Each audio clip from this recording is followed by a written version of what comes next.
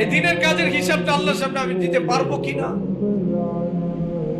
দুনিয়ার কাজ তো আছে, দিনের প্রত্যেকটা কাজ যে আমি করতেছি আল্লাহর সামনে দাঁড়াইয়া, এটা যে আমি দিনের জন্য করছি, আল্লাহর জন্য করছি, এটা আমি আসলে আল্লাহর সামনে দাঁড়ায় বলতে পারবো কিনা?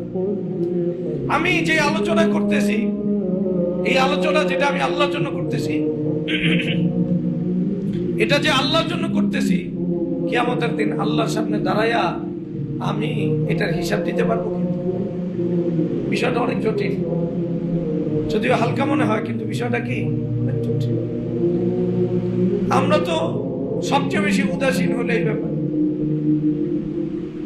যে কোনো কাজ আমরা করি, কিন্তু করার আগে আমার দিলের যে অবস্থা, ওটার ব্যাপারে তো আমার খবর নেই।